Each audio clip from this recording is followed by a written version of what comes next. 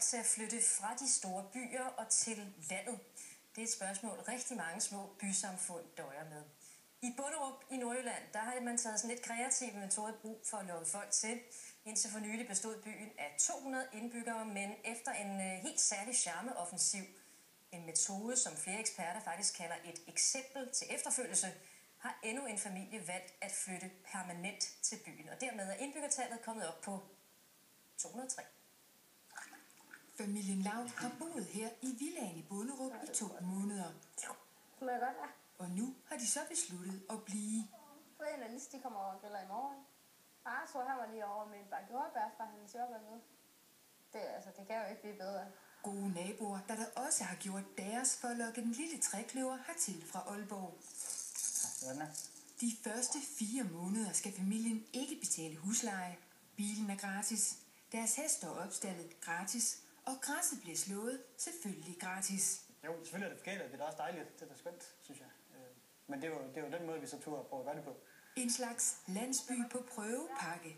Så er der Hjortdal Dyrefarm lige herude, og jamen, så nu skal vi jo vist nok til noget Vesterhavsrock eller sådan et eller andet i den stil. Og det er jo ikke fordi, at der ikke sker noget herude. Der skal bare nogle andre ting. Det er den Patricia Villa, der ligger der. Vi besøgte første gang den lille nordjyske by i marts. Og så er der jo en lille have hertil. Dengang indbyggertallet var 3 mand mindre.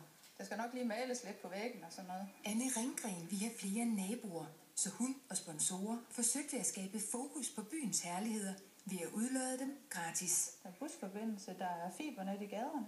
Der er håndbold og fodbold. Her der bliver der lavet et mountainbike-spor. Et eksempel, der bør inspirere andre små samfund, lyder det fra flere eksperter. Nu har man sagt så meget om landsbyer, at det forfalder, og skolen lukker, og børnehaven lukker osv. osv.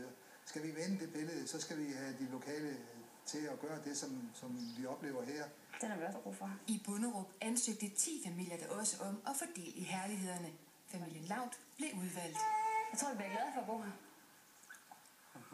Og i dag, selvom prøvepakken ophører, og der rent faktisk skal betales regninger fra september, så er lejekontrakten forlænget. Vi har nogle mega gode naboer. Så er det naturen. Altså, jeg kan godt lide at være. Og så har jeg fået en fast stilling op på den lokale skole, og det tager 5 minutter at cykle. Det synes jeg, det må man da betegne som en succes. Det synes vi selv. Men det er jo en familie, der er flyttet hertil. Det rykker vel ikke ved noget?